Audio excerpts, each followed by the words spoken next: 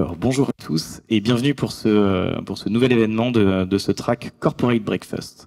Alors cette fois-ci, on l'a fait en format breakfast. La dernière fois, c'était un afterwork pour ceux qui étaient déjà présents à l'événement. On essaye de mixer les plaisirs. Je suis très heureux de vous retrouver aujourd'hui. Est-ce que c'est lancé ou pas l'enregistrement? C'est bon, pardon. Donc je suis très heureux de vous retrouver aujourd'hui pour parler d'un thème qui nous est cher chez Scénario, qui est celui de l'engagement collaborateur. Et aujourd'hui, de recevoir Prisca Nico, qui est donc responsable communication digitale du groupe Avril, et Frédéric Potier, qui est ancien directeur DRH de la MGEN et aujourd'hui expert en gouvernance et en RH. Et on va aborder aujourd'hui, autour du thème de l'engagement collaborateur, toujours un segment en particulier, qui est la question de la motivation et de la fédération des collaborateurs avec les outils numériques. On va tenter de répondre à la question, je dis bien tenter, je ne suis pas sûr qu'on arrive avec une seule réponse à la fin, mais de répondre à la question, peut-on encore motiver et fédérer les collaborateurs avec des outils numériques? Alors on est en 2024 et ça ne vous a pas loupé, je pense qu'on peut considérer aujourd'hui que le Covid est derrière nous, et aujourd'hui c'est l'heure des comptes, et on peut se poser la question de est-ce que véritablement on a eu ce chamboulement qui était attendu du grand désengagement post-Covid? La réponse courte, c'est quand même oui. Il y a une réponse qui est un peu plus longue et sur laquelle je vais vous partager pas mal de chiffres. Donc dans cette conférence, j'aurai l'occasion de dans cette introduction, on va dire, vous partager quelques chiffres. Pour les sources, je vous laisserai vous rapprocher de l'équipe marketing Scénario derrière pour aller leur demander les liens vers les sources. On les a pas mis pour pas remplir les slides de sources, mais elles sont toutes disponibles à la demande. Autour de des chiffres, on va vous poser quelques questions, 2 questions pour vous faire participer. Donc, vous pouvez d'ores et déjà prévoir vos téléphones pour aller scanner un QR code qui va apparaître pour répondre aux questions tout à l'heure. Donc, pourquoi je dis oui, on a déjà affaire au grand désengagement. C'est différents chiffres qui le montrent aujourd'hui. 20% des collaborateurs qui affirment que le niveau d'engagement a diminué au cours des dernières années. Et les 4 raisons principales qui sont évoquées par ces collaborateurs sont les suivantes. Le premier, c'est le manque de reconnaissance de leur investissement, le manque de mise en avant de ces collaborateurs, l'incertitude qui pèse sur l'avenir. La troisième, c'est la perte de sens dans le travail. On en parle beaucoup et on aura l'occasion d'en parler encore plus tout à l'heure avec Frédéric. Et enfin, l'épuisement professionnel. Alors ce désengagement, malheureusement, si c'était juste on va dire une problématique du collaborateur, ça pourrait encore passer, mais le problème c'est que ça a un véritable coût et un véritable problème. C'est un véritable problème sur le mental des collaborateurs. Ainsi, on a 89% des démissions qui découleraient d'un épuisement professionnel et d'un manque de soutien de la hiérarchie. Donc c'est pas anodin en fait. C'est pas ce désengagement, il a un coût, il a un coût fort.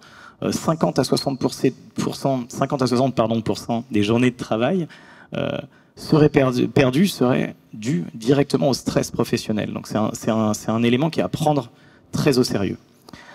Ce coût, environ 13 000 € par salarié et par an, pèse également sur les finances de l'entreprise, au-delà de porter sur leur performance directe. Quels sont les drivers de l'engagement? On va en parler tout de suite. Donc, j'aime beaucoup cette stat qui a été faite par l'Institut Gallup, qui est très connu au niveau mondial pour s'intéresser à l'engagement des collaborateurs, et puisque ils ont en particulier segmenté leur approche entre les entreprises qui ont des très fortes performances, celles qui ont des performances beaucoup moindres, et ils ont essayé de discriminer en fait les changements d'attitude et les changements de comportement des collaborateurs dans ces entreprises. Ils notent ainsi que dans 79% des entreprises les plus performantes, les salariés considèrent leur manager comme un leader inspirant et bienveillant. Donc ce que ça veut dire, c'est que déjà, évidemment, les outils, c'est une chose, mais les équipes qui entourent les collaborateurs ont un poids fondamental. Donc 79%. Et à côté de ça, on a 52% des frontline managers qui disent manquer des informations importantes provenant du siège. Or, c'est souvent la seule source d'information pour les frontline workers qui sont derrière. Donc c'est un vrai problème, puisque si eux-mêmes n'arrivent pas à avoir l'information du siège, la redispatcher, la redistribuer est quelque chose qui est juste impossible. Alors on va se poser la première question, et vous allez voir, j'aurai des éléments de réponse dans la foulée, donc je vous invite à scanner ce QR code. La question qu'on va vous poser, c'est quel axe de communication, selon vous, contribue le plus fortement à l'engagement collaborateur? Alors on a les réponses, intéressant. Donc, on est sur la qualité de vie et les conditions de travail. Donc, selon vous, l'axe de communication qui contribue le plus fortement à l'engagement collaborateur, c'est celui autour de la qualité de vie. Intéressant. On n'a personne en particulier sur la formation et les informations, ni sur le partage des résultats et des réussites. Alors, je veux bien qu'on revienne sur la présentation et je vais vous partager quelques chiffres. Et vous allez vous-même décider si vous étiez dedans ou pas dedans. Donc, sur chacun de ces critères. Le premier, sur la formation, on a 92% des salariés qui ont été sondés qui trouvent que leur métier évolue, 67% qui trouvent qu'il évolue trop vite. Donc, l'axe de formation est un des éléments probablement à travailler dessus, bien que la question n'ait pas été posée directement sur ça aux collaborateurs. D'un point de vue de la qualité de vie au travail, c'est celui-ci qui a été le plus répondu. On a 47% des candidats qui citent le bien-être comme principal critère de choix dans une entreprise. Donc on voit l'importance que ça peut avoir dès le process de recrutement. Et on a même 54% des personnes interrogées qui jugent la QVCT, maintenant la qualité de vie et des conditions de travail, comme prioritaire. D'un point de vue du sens, évidemment, on a un manque de sens dans les entreprises. C'est principalement générationnel. On en reparlera tout à l'heure avec les générations plus récentes. 32% des salariés donc souffrent du manque de sens dans leur travail. Et un Français sur 5, et ça, cette stat est juste incroyable, a le sentiment d'occuper un bullshit job. Et donc un job qui n'a ni sens ni utilité. Là, ce sont les collaborateurs français. Un collaborateur sur 5 en France. Hein. On n'est pas en train de parler de stats mondiales, on est en train de parler de stats purement françaises ici. Les autres sont plutôt globales d'habitude. Cette stat est juste incroyable. D'un point de vue de la RSE, donc on parlait de sens juste avant, quid de la RSE, 70% des 18-30 ans affirment qu'ils seraient prêts à renoncer à postuler dans une entreprise qui ne prennent pas en compte les enjeux écologiques, et 81% des employés dans des entreprises engagées adhèrent davantage aux valeurs et à la culture de leur entreprise. Donc aussi domaine évidemment hautement important. Sur le sujet du collaboratif, on observe 12% d'augmentation du bien-être au travail dans les entreprises qui impliquent les collaborateurs dans les démarches de QVT. C'est un chiffre qui est énorme quand on le rapporte au nombre de collaborateurs qui se sentent bien dans les entreprises.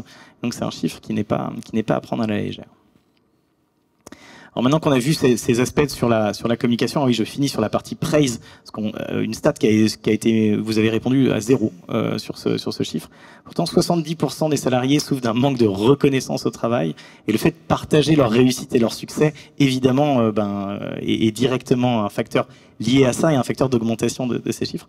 60% des collaborateurs interrogés ne considèrent pas avoir des perspectives d'évolution motivantes dans l'entreprise, et donc mettre en avant les capacités d'évolution de l'entreprise sont des sujets autour de la communication qui sont clés pour fédérer et engager des collaborateurs sur le long terme.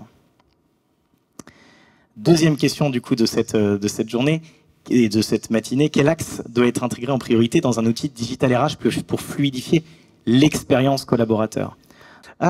Beaucoup plus mitigé. Je commence par les zéros. Donc recrutement, marque employeur, inutile dans les outils digital RH. En tout cas, il n'y avait qu'une seule réponse possible. La formation interne en deuxième, moins utile. Et derrière, on a un trio de têtes, voire un quatuor. Et le premier étant quand même les espaces collaboratifs, les outils de productivité dans la digital workplace. Et derrière, on voit en deuxième l'onboarding et l'intégration, suivi de l'engagement collaborateur, le feedback et la communication d'entreprise et les sujets corporate. J'ai 3 stats à ce sujet à vous partager sur la digitalisation de la fonction RH et sur le statut actuel de la digitalisation. Donc déjà, félicitations à toutes les équipes RH parce qu'il y a eu un très très gros travail qui a été fait pendant le Covid et depuis le Covid. Et on sait que les équipes RH ont été des équipes qui ont été largement exposées au boom et au choc du Covid, mais aussi du post-Covid. On a 39% des répondants qui jugent leur entreprise mature dans l'utilisation des outils numériques. Donc ça, c'est plutôt une bonne nouvelle, puisqu'elle est en augmentation de 6 points. Alors c'est 39%, c'est un chiffre qui nous paraît, nous, relativement faible chez Scénario. Cela dit, il est en augmentation. Donc voilà, en tant qu'entrepreneur, je me dois de voir le verre à moitié plein. À côté de celui-ci, et c'est pour ça que je voulais féliciter les fonctions RH, puisque 90% des répondants perçoivent les services RH digitaux de façon positive. Donc on voit pas ça. Donc ça c'est quelque chose qui est relativement fort, c'est une des stats les plus fortes de ce qu'on aura vu ce matin. Et 75% des décideurs interrogés estiment que les investissements en matière de digital RH vont augmenter dans les années qui viennent. Alors sur quels investissements vont être les clés de l'avenir et de la lecture des outils digitaux dans les fonctions RH? On a des statistiques qui portent sur les tendances 2023. Donc là, on est sur des tendances par rapport à l'année passée. Donc on voit que les principales évolutions attendues par les fonctions RH et donc les sujets sur lesquels ils vont se concentrer en 2023, on voit à 82% le recrutement externe. Donc ça, c'est un sujet qui est clé. Et donc tout à l'heure, on parlait d'onboarding. L'onboarding des collaborateurs est en deuxième partie. Et évidemment, dans un outil de RH, quand un collaborateur est arrivé dans l'entreprise, c'est la formation qui est le premier, l'onboarding qui est le premier. Derrière, la relation et l'engagement collaborateur, la QVT, etc., c'est pour 60%. Et enfin, la gestion du travail hybride et du flex office pour 58%. C'est vrai qu'on l'a pas parlé dans le sondage précédent, mais évidemment, on a amené le Covid a amené des changements et des bouleversements fondamentaux. Ça ne vous aura pas loupé sur la partie de comment on travaille et comment on va au travail. Dans les risques identifiés qu'on note, qui font pas partie des sujets qu'on veut adresser dans les outils digitaux RH, mais qui sont des vrais sujets d'attention pour les fonctions. La protection des données, évidemment, et le droit à la déconnexion, qui est un des sujets évidemment éminemment liés au changement des habitudes de travail. Donc le droit de la déconnexion, 62% annoncent que c'est un risque qu'ils identifient. Alors le dernier slide n'a pas de chiffres, de façon à vous laisser un tout petit peu respirer, et il porte sur les points d'attention côté collaborateur, et les éléments qui, selon nous, nous semblent être des éléments clés. Le premier, c'est la question de la formation aux outils numériques. On a un peu plus de la moitié des collaborateurs qui indiquent ne pas être formés et suffisamment formés aux outils numériques qu'on leur demande d'utiliser. Ça, c'est un vrai facteur important qui va se retrouver en particulier sur les générations moins jeunes. On en parlera tout à l'heure de générationnel. Celui du partage de connaissances également, on est à peu près dans les mêmes ordres de grandeur. On a un collaborateur sur deux qui ne sait pas où trouver l'information et qui ne sait parfois pas qu'il y a un système qui collecte l'information. Le partage de la connaissance, le stockage de la connaissance est un enjeu clé. On voit dans des entreprises aujourd'hui dans lesquelles on a des rotations, on voit sur des entreprises comme Orange par exemple, dans lesquelles on a une grande partie des collaborateurs qui vont passer à la retraite dans les années à venir. Le sujet du transfert de connaissances est quelque chose qui est éminemment clé. Les différents profils collaborateurs, comment adapter sa communication et comment adapter ses outils aux différents profils d'utilisateurs et de collaborateurs qu'on a. On ne communique pas de la même manière, on ne va pas adresser le même message à un frontline manager, à un frontline worker, à un col blanc dans les bureaux, et en fonction également évidemment de la journée. Donc les flux de collaboration et de collaborateurs et la communication qui est liée est quelque chose d'éminemment important. Et avant de laisser la parole à Frédéric, le dernier point d'attention, c'est celui des attentes selon les générations. Et évidemment, on le voyait tout à l'heure dans les sondages, toutes les générations ne sont pas égales face aux besoins et aux demandes qu'ils ont. On voit par exemple qu'on a, parmi les moins de 30 ans, l'enjeu principal que citent les moins de 30 ans dans leurs besoins chez les fonctions RH, ils parlent d'être écoutés et valorisés. À côté de ça, les 30-50 ans, pour eux, leur sujet principal, c'est celui de l'apprentissage et comment apprendre dans l'entreprise. Donc, qui dit génération différente, dit attentes différentes et dit travail autour de ces attentes différents. Et c'est le rôle, évidemment, c'est un rôle clé à la fois dans la communication interne, mais aussi et surtout dans le monde des RH. Et ça me permettra de faire la transition avec Frédéric, que je vais laisser se présenter, l'ancien DRH donc, de MGEN et expert en gouvernance et ressources humaines. Merci à vous.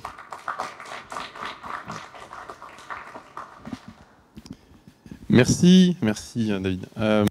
Donc Frédéric Potier, je suis ravi d'être avec vous ce matin. J'ai un parcours, ça fait 25 ans que je mouille la chemise, d'abord dans le conseil auprès d'EY, puis chez Accenture pendant une dizaine d'années dans le conseil, et puis ensuite MACSF, Malakoff Humanis et MGEN. Alors pourquoi l'assurance? C'est un peu par hasard en fait quand je suis rentré dans le conseil. On m'a dit tu seras bien là, donc je suis rentré dans la boîte banque assurance et j'ai continué jusqu'à aujourd'hui. Je voudrais commencer mon topo peut-être par une petite histoire. J'avais pas prévu de vous raconter, mais de ce que tu as dit sur notamment la crise du Covid, je pense que c'était intéressant. On a vécu quand même un moment, notamment pour les DRH, un peu charnière. Je me souviens d'un mardi matin où je me suis retrouvé, on était 5 au COMEX, sur une quinzaine et on fermait la boutique à 14 h. Il fallait qu'on soit tous rentrés chez nous et je me souviens d'avoir vu le président et le DG se retourner vers moi et le DSI en disant bon, on vous confie les clés de la maison et bien évidemment on est là si besoin, mais en gros les clés des maisons ont été remises au DSI et au DRH et ça c'était nouveau. Alors moins pour les DSI parce que bien sûr c'est important, mais les DRH ça par contre c'est la première fois. Et à mon avis c'est là où on a à la fois une révolution qui s'est opérée dans les entreprises par les collaborateurs qui découvrent le télétravail. En mars 2020, à la MGN, j'avais 400 collaborateurs sur 10 000 salariés. Okay. Donc, en l'espace de 3 semaines, il a fallu mettre 5000 personnes en télétravail, les rendre en capacité de travailler. Donc, bien évidemment, les RH et les SI, on a travaillé main dans la main pour que ce soit une réussite. Mais surtout, ce qui est important, c'est ce qui suit, ce que tu viens de présenter, c'est-à-dire l'évolution finalement du rapport au travail des salariés et des collaborateurs. Ce qui me paraît important, c'est que dans ces évolutions-là, tout le monde ne vit pas les choses de la même manière. Des entreprises sont mieux armées que d'autres, en particulier celles qui sont claires sur leur mission, leur vision et leurs valeurs, parce que en général, elles existent depuis longtemps. Donc elles savent où elles vont. Quand je prends mon expérience personnelle, la MGN c'est 1946, c'est très simple. Alors ça c'est une petite histoire aussi intéressante, c'est que en 1945, l'État crée la sécurité sociale et ils s'aperçoivent qu'ils ont oublié les profs. Donc ils se retournent vers les mutuelles d'enseignants, il y en a beaucoup à cette époque-là, plus de 200, et ils leur disent ce serait bien que vous puissiez créer la sécurité sociale pour les enseignants. Et c'est comme ça que naît, en 1946, la MGN. 1897, pour la MACSF, la MACSF, c'est l'assureur des professionnels de santé, des libéraux. Voilà. C'est à peu près 1 million de personnes protégées. C'est aussi important, puisque c'est de la solidarité qui s'est créée. Comme la MGN, c'est la solidarité par le métier qui fait que ces entreprises-là se sont créées. 1913, Accenture, c'est la fusion d'Arthur Andersen et Clarence Delany. Pareil, c'est ancien. EY, 1849. Voilà, donc on est sur des structures qui ont une histoire, qui ont un passé, mais qui sont toujours restées fidèles à leur modèle économique et à leurs valeurs, malgré les évolutions industrielles, technologiques, etc. Donc ça, c'est important aussi de pouvoir s'appuyer sur finalement des bases solides, et c'est plus facile pour ceux qui existent depuis longtemps que pour d'autres. Mais ça ne veut pas dire, parce qu'on a créé son entreprise cette année, il y a 3 ans, il y a 10 ans, qu'on n'a pas de culture et qu'on n'a pas de valeur, bien évidemment, mais ça fait partie des triptyques qui me paraissent en tout cas fondamentaux. L'histoire comme base, les enjeux de la motivation et de l'engagement, pour moi, c'est d'abord le fait de... On voyait bien dans les sondages le problème du sens. Alors, qu'on ne se trompe pas, la première problématique d'un collaborateur, de quelqu'un qui vient chez vous, c'est d'abord de pouvoir gagner de l'argent. Ça reste toujours d'actualité. Voilà. Et s'il y a du sens, c'est pas mal aussi. Voilà. Et par ailleurs, au-delà du sens et des valeurs, c'est de savoir où on va. Et pour savoir où on va, il faut communiquer. Au-delà de la rémunération et des valeurs, bien évidemment, après, il y a tout un tas de thématiques qui sont très importantes, mais qui peuvent être différents d'un individu à un autre. Et c'est toute la complexité dans l'entreprise que de gérer cette diversité-là. Il y a des histoires de génération, mais il y a des histoires aussi... tout le monde n'a pas les mêmes attentes entre un quarantenaire qui a déjà 3 enfants et qui élève une famille, plutôt qu'un célibataire qui, lui, ne rêve que de voyager, etc., etc. Donc les attentes sont différentes. Donc on a besoin des outils pour permettre cette meilleure communication, cette meilleure expérience. Et donc on utilise tous, en fait, aujourd'hui, alors je fais un peu de publicité, je suis désolé, mais du Microsoft, du Google, du Copilot, du ChatGPT, du Talentsoft, du NeoBrain, du Luca. Donc on fait des sondages comme on a fait là. Donc on a des tas d'outils aujourd'hui à notre disposition. Et ces outils-là, ils sont très importants parce que c'est ce qui nous permet finalement d'adresser le bon message au bon moment à la bonne personne. Et c'est ça l'enjeu en tant que DRH. Alors j'en parle d'autant plus facilement, c'est qu'à la MGN, en fait, j'étais pas que DRH. J'avais le secrétaire général, la com interne, la RSE et les sujets d'immobilier d'exploitation. Ce qui fait que j'utilisais en fait tout le temps à peu près tous ces outils en permanence. Voilà. Et ça me paraît important de le souligner. Quand on a une vision, quand on sait où on va, quand on a un plan stratégique dans une grande entreprise, il faut que ce plan stratégique, chacun puisse en parler, quel que soit son niveau. Ça, c'est fondamental. Moi, je me suis appliqué, puisque j'avais aussi la transformation, faire en sorte que l'aide-soignant, dans un EHPAD, puisse parler du projet d'entreprise. Que l'opérateur au téléphone, qui est basé à Lyon ou ailleurs, puisse parler du projet d'entreprise. Il ne va pas en parler comme un membre du COMEX, bien évidemment, il ne va pas donner du détail, des chiffres, etc. Mais il pourra dire quelle est son utilité à lui, au plus près du terrain, dans le cadre de l'entreprise. Et c'est ça qui est important, et c'est souvent ce que demande en fait. On parle des jeunes, mais c'est vrai aussi pour les moins jeunes. Enfin, moi j'ai besoin de sens. Quand je bosse quelque part, j'ai besoin d'avoir du sens. Eh bien, c'est très important de pouvoir avoir ce sentiment d'appartenance et cette information qui va au plus près du terrain. Alors, si je prends la MGN, mon exemple à la MGN, parce que c'est un peu ce qui est intéressant, c'est plutôt mon expérience de ces sujets-là. Moi, j'ai eu de la chance, on a commencé, quand je suis arrivé en 2018, j'ai commencé par mettre en place un digital workplace. Il n'y avait rien. Il y avait un pauvre intranet qui me faisait retourner 20 ans en arrière, pour faire simple.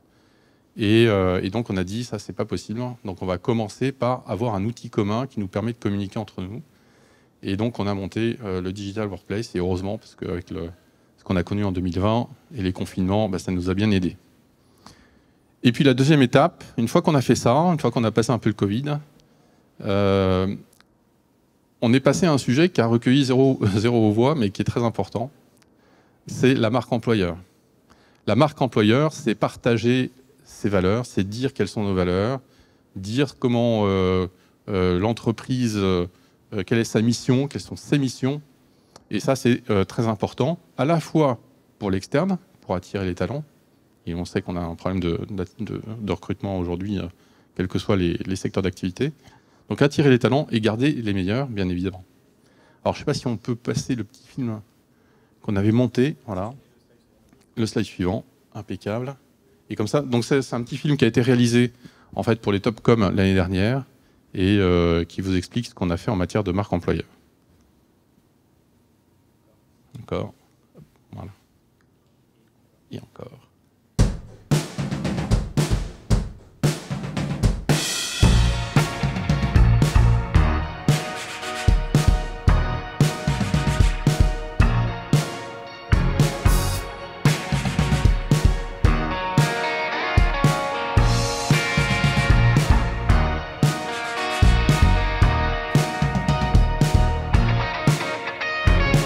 L'idée de cette campagne, c'était d'avoir une approche inversée, c'est-à-dire que c'est MGN qui tout d'un coup devient le candidat auprès de ses futurs talents.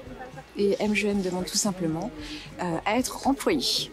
On a plusieurs objectifs avec cette campagne, un objectif de notoriété bien sûr, et aussi de découverte et de démonstration des métiers qui font le groupe MGN. Notre volonté, c'était de faire une campagne sincère, authentique, avec nos collaborateurs, car qui mieux qu'eux peut témoigner de ce qui se passe dans leur vie quotidienne, dans leur profession.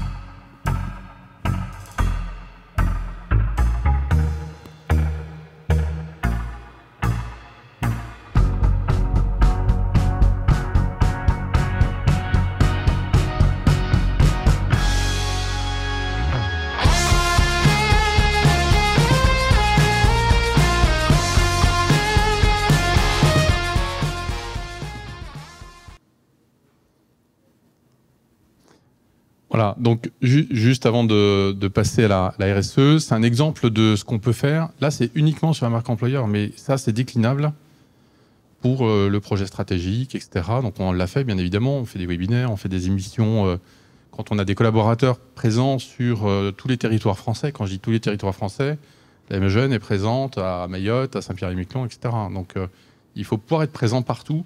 Et donc les outils digitaux, c'est des outils majeurs. Il n'y a pas que la visio qui fonctionne.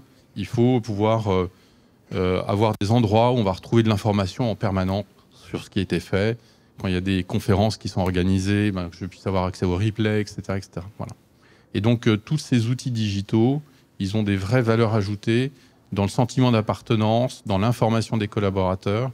Et bien évidemment, ça a un impact derrière sur la motivation des gens, sur le fait qu'ils ont un sentiment d'appartenance à une entreprise et qu'ils partagent finalement la stratégie de l'entreprise.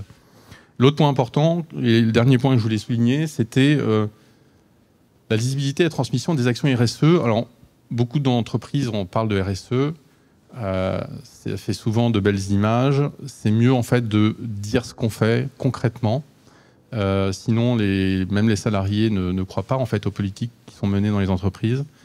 Et donc, il faut sans cesse informer sur les actions qui témoignent notamment des bonnes pratiques. Et il faut aussi parfois parler des bonnes pratiques des autres.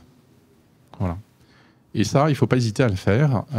Et je pense que le cercle vertueux, c'est à la fois de créer ses propres initiatives, de suivre ses propres indicateurs, mais c'est aussi de suivre ce que font les autres et de s'auto-alimenter des bonnes idées des autres.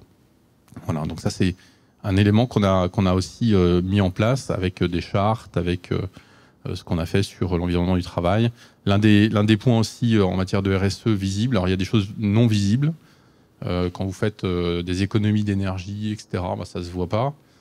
Par contre, quand vous refaites, par exemple, on a refait le siège de la MGN il y a 2 ans, tous les matériaux qui ont été détruits ont été réutilisés par la suite, reconditionnés et réutilisés pour d'autres chantiers. Et une grande partie de la conception en fait, des nouveaux locaux a pris en compte les économies d'énergie, la préservation de la qualité de l'air, etc., etc., en allant chercher des certifications en matière environnementale, à la fois sur le bâti, mais ça, je veux dire que dans le BTP, on connaît très bien ça, mais aussi sur la qualité de vie dans l'environnement du travail. Et ce qu'on a fait au siège se décline partout après dans l'entreprise, dans les nouvelles agences, toutes les nouvelles agences qui sont créées, reprennent ces critères-là, et pareil dans les centres, ce qu'on appelle les centres de gestion, centres de services, et bien de la même manière. Voilà ce que je voulais échanger avec vous, et je suis bien sûr disponible pour toute question.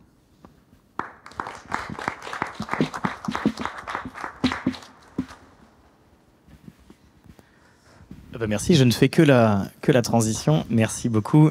Hop. J'ai appuyé sur le mauvais bouton, pardon. Ah, voilà, c'est bon. Et donc, je vais inviter deux sociétés à venir ici, évidemment le groupe Avril, mais aussi Powell Software, qui est partenaire de cet événement, pour partager sur le sujet, notamment du métaverse. Je vais vous laisser toutes les deux. Je vais allumer le micro pour vous transmettre la zapette. Voilà. Ici. Merci beaucoup.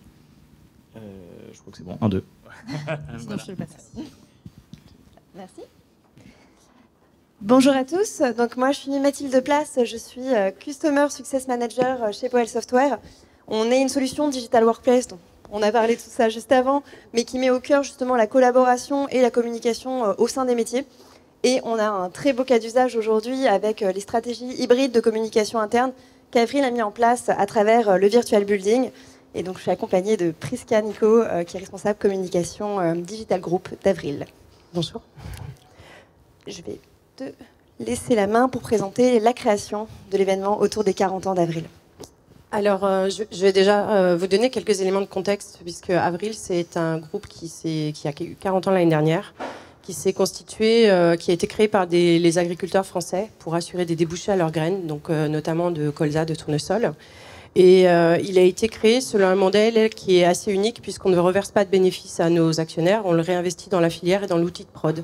Ça veut dire que depuis 40 ans, avec l'innovation aussi, on a créé un système intégré de l'amont à l'aval. Donc on a commencé par faire des huiles alimentaires, donc par exemple les marques Le Sieur, c'est chez nous. On a ensuite trouvé, parce que quand vous broyez la graine, vous avez d'une partie le liquide, donc l'huile alimentaire. Ensuite, avec ces huiles, on fait aussi des biocarburants. Donc aujourd'hui, quand vous faites votre plein de diesel, vous avez 7% de biocarburants. Et on a développé des biocarburants 100% végétaux, donc qui réduisent votre empreinte carbone et les émissions de particules fines. Avec ce liquide, on fait aussi des ingrédients de chimie végétale, donc qui viennent qui peuvent remplacer tous les ingrédients pétrosourcés que vous avez aujourd'hui dans les cosmétiques, dans l'alimentation, dans les peintures, dans plein de domaines différents.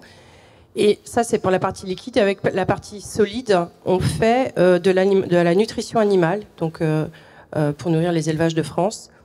Et on est aussi en train de créer, là on a développé des nouvelles résines. Vous savez que dans tous les meubles Ikea, c'est du contreplaqué, vous avez des résines qui sont faites à base de pétrole, donc qui émettent du formaldéhyde, qui est toxique, qui est reconnu comme cancérigène. Et aujourd'hui, nous, on apporte une alternative végétale, donc bonne pour la planète et pour la santé des femmes et des hommes. Tout ça pour vous expliquer qu'on a beaucoup de métiers différents. On est présent dans 19 pays, on a 7500 collaborateurs.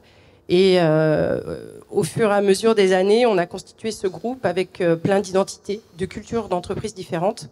Et lorsqu'on a fêté nos 40 ans, on a voulu vraiment faire un pas de plus et célébrer ce collectif qui a fait le succès du groupe.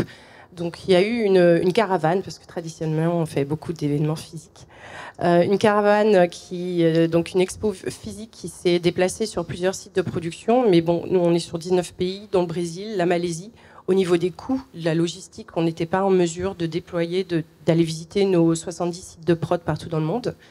Et l'idée avec ce musée virtuel, c'était de proposer une expo à tous les collaborateurs, quelle que soit leur langue, de leur permettre de vivre cette expérience de n'importe quel device, de leur téléphone, de leur device pro, donc leur ordi boulot, mais aussi tous les non connectés, ce qu'on appelle les non connectés chez nous, à notre intranet, qui sont les opérateurs d'usine, qui ne sont pas des gens qui ont un équipement professionnel. Et avec tous les contenus, la richesse des contenus qui a été créée pour l'expo physique, on a été en mesure de faire vivre cette expérience, faire vivre une expérience un peu immersive, interactive, engageante à tous les collaborateurs du groupe, quelle que soit leur langue, puisqu'on a plus de 10 langues qui sont parlées dans le groupe, et donc qui a accompagné la caravane tout au long de l'expo. Donc, et on a en plus ajouté une salle de l'engagement où on a fait un lien vers le réseau social d'entreprise pour que les personnes puissent partager leurs impressions un peu sur le mode d'un journal de bord ou d'un carnet de visite. Et du coup, ça a eu énormément de succès.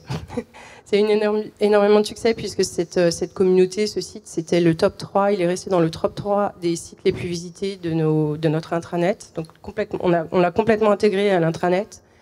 Et aujourd'hui, il reflète tellement, il est très bien conçu, il explique bien les métiers du groupe. On avait des salles sur des thématiques différentes, donc sur notre modèle, sur nos business, sur tous les produits concrètement, où retrouver nos produits dans le quotidien, parce qu'on a des collaborateurs qui font de la nutrition animale, qui sont dans un environnement qui est très éloigné de la chimie végétale, par exemple.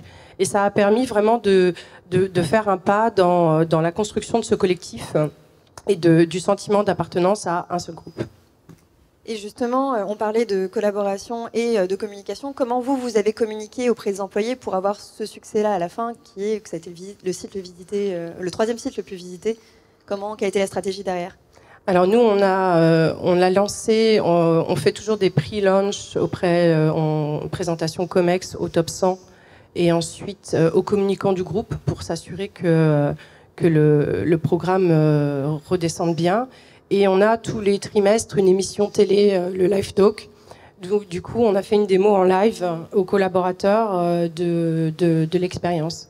Et on a aussi, lorsqu'on a conçu les totems de l'expo physique, ajouté des QR codes parce que les gens quand ils vont, quand la caravane était sur leur site de prod, c'était avant tout une célébration, c'était aussi l'être ensemble, et ils ne se sont pas tout de suite plongés dans les contenus vidéo, dans les petits questionnaires, et du coup, le fait d'avoir des QR codes, ça leur permettait de revenir sur l'exposition, de la partager aussi avec leurs proches, leurs collègues, leurs familles, et de démultiplier en fait les visites. Et justement, tu parlais de l'impact, et donc il y a eu un grand succès, à tel point que, de ce qu'on a compris, ça a pris même au niveau du COMEX, et que vous avez décidé d'aller plus loin après ces 40 ans, et de continuer sur le virtual building avec un deuxième gros projet. Exactement. Mais ce musée virtuel, on le garde, même si c'était dédié à nos 40 ans, parce qu'on l'utilise comme dans notre onboarding, parce que ça présente un très bon snapshot de qui on est et ce qu'on fait. Et cette plateforme, elle a tellement plu aux collaborateurs qu'on l'a appliquée à un nouveau cas d'usage, donc qu'on appelle pour l'instant le Virtual Employee Experience, mais il faut qu'on travaille sur le nom, qui avait pour objectif de matérialiser toute la carrière d'un collaborateur chez Avril. Donc du moment où il est avec une première salle de bienvenue, du moment où on l'attire, donc quels sont les programmes, les initiatives, les choses qui sont mises en place, les rencontres qui sont mises en place pour attirer les nouveaux collaborateurs. Une seconde salle avec l'onboarding. Qu'est-ce que c'est l'onboarding? Avec justement un lien vers le musée virtuel, des infos sur, par exemple, la cooptation, sur le tutorat, sur le mentoring. Et ensuite, ça, ce sont vous avez une première salle de bienvenue que vous voyez en vert. Les deux premières salles, donc, qui sont plus au départ de la carrière d'un collaborateur. Et après, c'est 3 salles sur lesquelles le collaborateur, tout au long pour accompagner son développement tout au long de sa carrière, il circule. Donc il y a la salle développe où sur ce one-stop shop, en fait, le collab peut retrouver le catalogue de formation, il peut aller vers l'appli où il fait nous on appelle ça la CDC, c'est la conversation de développement de carrière. On a aussi toutes les informations, programmes, ressources à sa disposition pour l'accompagner et le faire grandir dans sa carrière. Donc une salle développe, ensuite on a Reward, donc quels sont les incentifs, le plan d'épargne salariale, parce qu'on a un intranet qui est très très riche et souvent les gens ne trouvent pas toujours les contenus. Donc là on s'est dit qu'on allait mettre tout à disposition et pour valoriser aussi le travail des équipes RH et voilà. Et justement, là, on est à quelques jours, je crois, de la sortie. Ça sort début juillet, si je ne dis pas de bêtises. Oui. Alors là, c'est une preview. Je l'ai présentée au COMEX avant-hier. On fait une présentation au top 100 parce que nous, on a des touchscreens dans nos sites, sur nos sites de prod. Donc mon petit truc, c'est le matin, j'arrive et je les mets tous sur mon écran. Et du coup, on va le présenter en démo, en touchscreen au top 100 la semaine prochaine et on le lance lors de notre émission télé, le Live Talk, début juillet. Et au niveau impact, justement, parce que c'est un projet plus RH global, qu'est-ce que vous attendez? Vous attendez que ça soit la plateforme centralisée pour les personnes qui se connectent sur l'intranet? C'est exactement ça. On la sort dans un premier temps en français et en anglais, mais on a la capacité de la rendre disponible dans toutes les langues du groupe. Ça nous permet de faire groupe aussi et pour un collaborateur de se positionner au niveau groupe et de voir toutes les initiatives en place. Mais là, ce qui est aussi intéressant, ce que j'ai oublié de dire, c'est qu'en fonction du profil de l'utilisateur, on a la possibilité de mettre des infos qui sont ciblées par rapport à son site, par rapport à sa business unit, par rapport à plein de critères différents. Et donc, il y a un socle commun. Et dans un second temps, parce que c'est quand même un gros travail de centralisation des documents et de discipline sur la mise à jour des infos, dans un second temps, on va être en mesure d'aller encore plus loin et par exemple, je ne sais pas s'il y a un programme de crèche dans un des sites de prod, eh bien le salarié sera en mesure de trouver toutes les infos qui lui sont utiles. Donc voilà. On a la chance d'avoir une vidéo justement de... Alors, je vais... Ouais. Ça, c'est le musée virtuel. La vidéo du musée virtuel, donc vous voyez un peu à quoi ça ressemble, si tu veux commenter. Je crois pas qu'il y a de son. Ça, c'est un petit screen de bienvenue.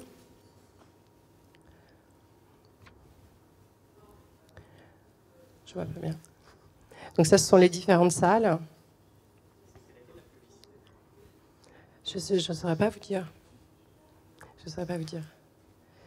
Et cette plateforme, c'est aussi une façon de mettre en lumière nos initiatives, nos engagements. On a dévoilé notre raison d'être en 2021, qui est Servir la Terre, qui s'accompagne de 6 engagements très concrets sur le maintien de la biodiversité, la structuration des filières locales, la réduction de notre empreinte carbone. Et on est en mesure ici de partager des témoignages de collaborateurs qui agissent chaque jour pour répondre à ces engagements.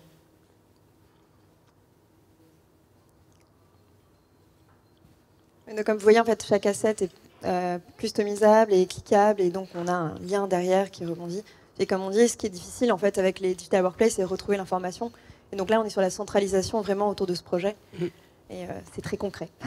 Pour la version du Virtual Employee Building, on a ajouté un petit widget avec les équipes, enfin pas un widget, mais avec les équipes Powell, parce qu'on a à peu près 2 profils de collaborateurs. Ceux qui sont plus dans un mood explorateur, qui sont hyper friands de ce genre de plateforme, qui vont aller rechercher ou cliquer sur les différents items.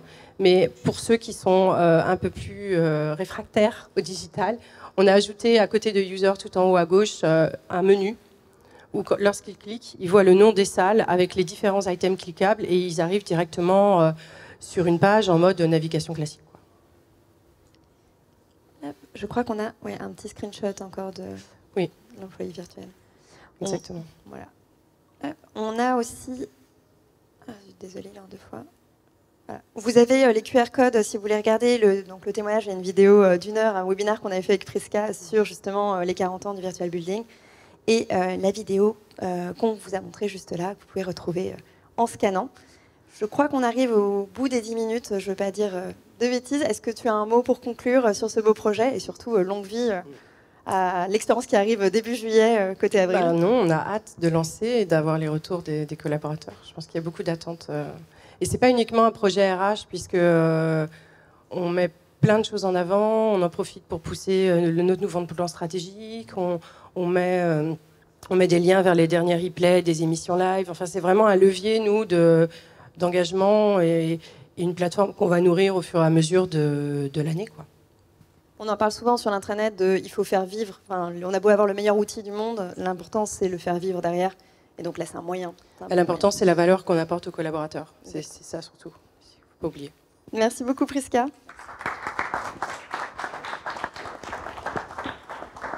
Merci beaucoup. Je suis toujours très impressionné par les budgets qui sont mis dans la communication vers l'externe de ce qu'on fait dans les groupes. J'ai toujours en tête le grand plan Renault-Lution qui a été présenté par le patron de Renault il y a maintenant 3 ans, et dans lequel on a le momentum du lancement. Il y a eu avant des millions d'investissements, il y a le moment qui est un moment incroyable, et puis derrière, en fait, il se passe 3, 4, 5 ans du plan stratégique et on oublie de rappeler en fait ce qu'on se disait et comment le retrouver. Je trouve ça assez passionnant la manière dont Avril travaille là-dessus, parce que on est dans une optique de capitaliser ce budget, ce momentum, pour refaire revenir et faire vivre ça pendant des années. Et je pense que c'est clé, hein, la répétition. On parlait de la répétition là, des messages et des collaborateurs qui vont pouvoir revenir dessus. C'est quelque chose qui est, à mon avis, fondamental pour, à minima, au-delà de, on va dire, amortir les budgets, mais surtout permettre un véritable engagement sur du long terme et pas seulement sur le momentum. Et je trouve ça assez intéressant, comme quoi quelque chose qui était censé être temporaire se retrouve pérenne. On a un bel exemple à Paris en la Tour Eiffel. Alors, je pense que espérons que ce soit la Tour Eiffel du groupe Avril de demain. C'est tout ce que je vous souhaite. Est-ce qu'on a une ou deux questions pour un intervenant ou pour un autre dans la salle, ou est-ce qu'on va passer directement à la partie? Oui, on a une question. Vas-y. Bonjour, Cécile Pompanon, OPI Mobility. Nous sommes 40 000 dans le monde, dont une majorité de non connectés. Donc c'est une question pour Prisca. Lorsque vous avez fêté vos 40 ans, comment avez-vous justement réussi à atteindre cette population? Parce que vous nous avez dit qu'ils avaient participé, mais de manière très concrète, comment vous y êtes-vous prise? Pour les non connectés qui n'avaient pas la chance d'avoir l'expo sur leur site de prod, c'était affichage et QR code. Et l'appli fonctionne très bien en mobile. C'est très intuitif, ça répond. C'est comme dans les codes de navigation sur votre iPhone quand vous scrollez, vous élargissez. Donc on a fait du QR code en print. Et écran d'affichage sur les sites qui n'étaient pas tous interactifs en fait. Mais voilà.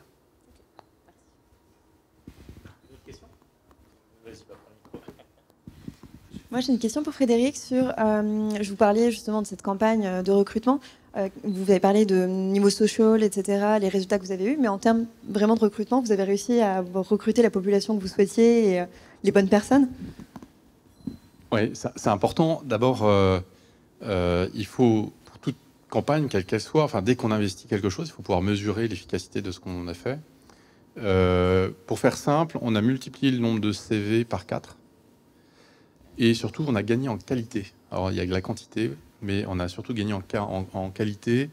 Et notamment, on a réussi à attirer des talents qu'on avait du mal à avoir auparavant. Voilà. Quand on pense MGN, je suis sûr que si j'avais fait un sondage avant, on m'aurait dit c'est un truc de fonctionnaire, c'est poussiéreux, machin, etc. Si un jour vous avez l'occasion, je vous invite à aller voir le siège. Tout le monde est en open space, y compris le président, le DG. D'accord. Quand j'ai mis ça en place, on m'avait dit moi je traite des données confidentielles. Je dis moi aussi.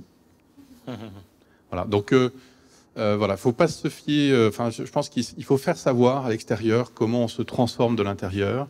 Et c'est une vraie. D'abord, ça permet aussi de valoriser ceux qui vivent ces transformations. C'est pour ça qu'on a pris des vraies personnes. C'est des vrais gens, ceux qui sont dans la campagne. Alors quand on retrouve son visage sur un 4x3, sur un bus ou sur un magazine, ça fait bizarre. Mais c'est une façon de valoriser finalement ce qu'ils sont et ce qu'ils font au quotidien. Et puis, voilà, mesurer. Il faut toujours mesurer ce qu'on investit en matière de communication. Ça me paraît fondamental. Ouais.